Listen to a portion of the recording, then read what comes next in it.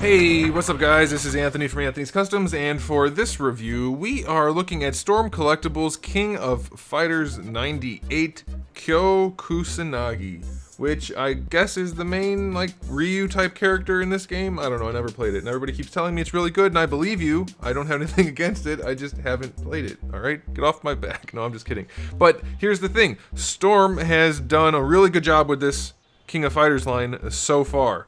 They've only done Rugal, but he was almost perfect. The only thing they really kind of messed up is the ankles were pretty limited. But otherwise he was fantastic. And this figure is probably a little bit better than him.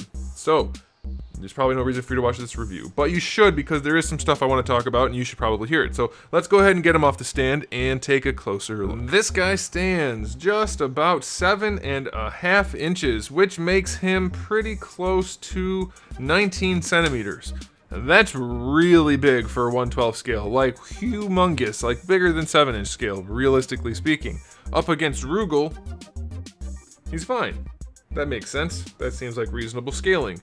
But considering one of the biggest draws for Storm is their variety of licenses, it would be nice if they were all in the same scale.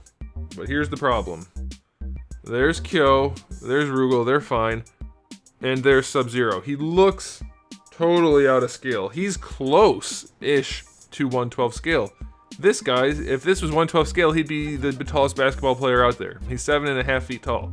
That's way too big, so that's definitely a bummer. I do wish all of these figures were in scale. They're not far enough out of scale that it's impossible to pose them together. I mean, it'll be okay, but it is something worth noting. It seems that they keep getting bigger and bigger and bigger, which is kind of nice, I mean, on their own right, but scale-wise, it's not a great situation. But as far as aesthetics go, this guy does look really good. He's got one of the more soft sculpts, I guess I would say. His pants are kind of pleated and pressed, so there's not a whole lot of wrinkling going on except for certain places. I mean, they're reasonable, but it is a lot more of a smooth sculpt. Same thing with the jacket, not a whole lot of wrinkling going on.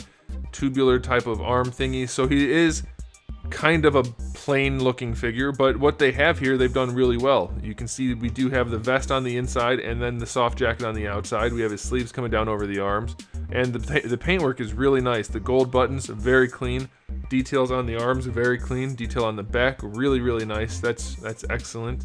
The shoes are painted in like a semi-gloss, kind of like a satiny white with the silver buckle on there. Very nicely done. His belt is painted, though there is no front to his belt. That's a little weird. Does he not have a front to his belt? I don't know the character model. That's interesting. And then they did do, is it painted? No, the shirt's a separate piece, so there's no paint there. But then his face is painted and there's some shading throughout and it looks really good. So all in all, aesthetics on this guy, 8 out of 10. It's fine. It is what it's supposed to be. Nothing super impressive, but everything that's there is good. On to the accessories. We have 4 different heads. And all of the fronts of the hairs are interchangeable, so if you want different types of hairs, you can just swap them around. But we do have the neutral face, which comes on him in the package, one that's kind of smirking, one where his teeth are showing, and then one where his mouth is open and I guess he's kind of like yelling.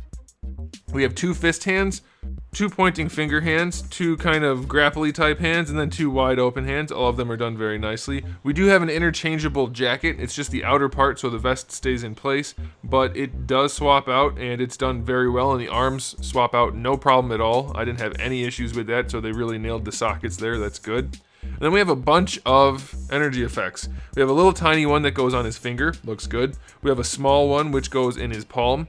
Then we have one for I'm guessing it's an uppercut. And then we have a really big one that looks like it's also for an uppercut. And then we have another one which is also really big. Like, they're all just really big fire moves, and I don't know the character, so I'll have photos at the end, or actually there'll be photos right now so you can see what they look like. And then lastly, in addition to the little stand that holds up some of his fire accessories, we have another part to the Rugal Energy Orb of Doom build-a-figure type thing, which again looks really nice. Again, I think it's nice. It's a nice bonus, not necessarily an incentive to buy every figure, but it's a nice reward for buying them. So kudos to Storm for that. Accessory wise, 10 out of 10 for accessories. I don't, other than a display stand, which most figures don't get anymore, this guy has a bunch heads, a bunch of fire, bunch of hands, Build-A-Figure part, different shirt, 10 out of 10 for accessories. Phenomenal accessory batch. On to the articulation for this guy. Well, the head is the same as you would expect. Ball peg sticking up at the top, that's where the head connects obviously, and then it connects down here in the torso to allow you to move it around. And it does let the neck lean, which helps for some posability. It looks pretty cool, but it does limit it in some regards because it's a really long peg, so you don't have that fulcrum that's at the top of the neck. Although it works pretty well on this guy. Wow, it works better than I thought it would. All right, well, hey, that's really good. His head moves around very nicely. That is awesome. No trouble there at all. Again, I had no issues swapping out the shoulders. They're not loose at all, and they did pop out very well, easily, no issues. Full range there. You do have the ball peg in there again, so you can move the arm around, just like a figure arts or a storm figure in general. That's fine. Arm moves around very well, full rotation. This guy is creamy too, no squeaking. I mean, you can feel a little bit of friction in there, and it'll squeak a little, like the tiny little squeaking, but that's just because two materials are rubbing and they have some friction coefficient. So that's fine, it works really well. This is an outer sleeve, which allows the bicep to rotate underneath, which is really good.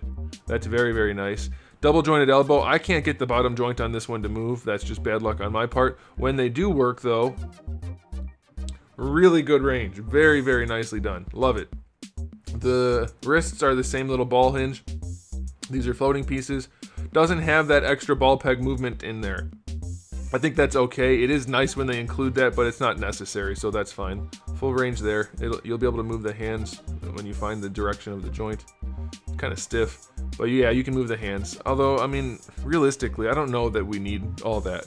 I've been thinking about articulation a lot lately as I've been working on my line, and I'm not sure ball hinges are absolutely necessary for wrists, because when you want them to look good, they don't really work anyway. So maybe double ball peg would be fine, single ball peg, whatever. How many of you actually pose your wrists more than rotating them? On a regular basis, I'm curious about that. But yeah, I mean, the more the better, and it looks fine, so that's all right. Double ball peg for the torso, so he can lean back, and he does have, unfortunately, a big gap when you lean him all the way back. That's a bit of a bummer, but you do get really good range, so that's good. Leans forward, side to side. Trying to not mess up the jacket. Works really well, and of course you get your rotation out of that. Grabbing the jacket in the back doesn't allow you to rotate it. So you get your rotation there, and then for the lower torso, we have another ball peg down here, which just does everything you want. That is fantastic. And then for the hips, little bit of squeaking, but not the stuck kind, just the plastic touching plastic squeaking. Almost full on splits out to the side. No issues there. Going forward, there's some flexing in the crotch, which is what she said, but it works really well. You can basically do forward and back splits, no problem. And if you want to lean him forward to get a kick going, you can, and I didn't try very hard. You could probably do a little bit better, but really no issues with the kicks. You do get a little bit of a thigh swivel in there, so that's good. Double jointed knee, not the best knee we've seen. It's a little better than 90 though, so I mean it's fine. That's not unusual, but it's not the best they've done. And then for the ankles, it feels like, yeah, we get a swivel in there. It's probably just a ball hinge. I can't really see it, but probably a ball hinge. So swivel in there. They do go back. And if you force them, we get a little bit of forward, just a little bit more than Rugal. Not much more than Rugal though, so that is a little bit of a bummer. You do get a nicer ankle rocker. That does lean a little bit. And you get a decent toe hinge, which is fine. So yeah, the ankles are still a little bit limited, not as bad as Rugal, and everything else is pretty great. Pretty exceptional. So articulation on this guy, 9 out of 10. Ankles are still a limiting factor, but he is otherwise exceptional. He is really, really well done. So final verdict on this guy. It's a little big. It's odd for scaling, but if you ignore that, the only real downside to this guy is his ankle limitation is a little bit limity. Otherwise, it's basically perfect. So yeah, I can't give it a 10, but it's one of the closer figures to a 10, I would say, especially given the accessories, the range of motion, and the articulation. It's going to be a 9 out of 10. You could go for 9.5 if you wanted to, but 9 out of 10 because the ankles are such a big deal as far as I'm concerned. You really need good ankles to utilize good articulation. So 9 out of 10 is what I'm going to give it.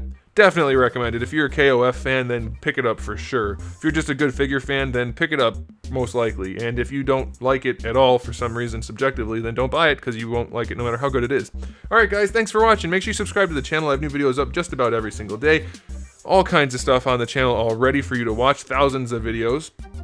So come back for all of that. Give the video a thumbs up if you liked it, and in the meantime, keep collecting.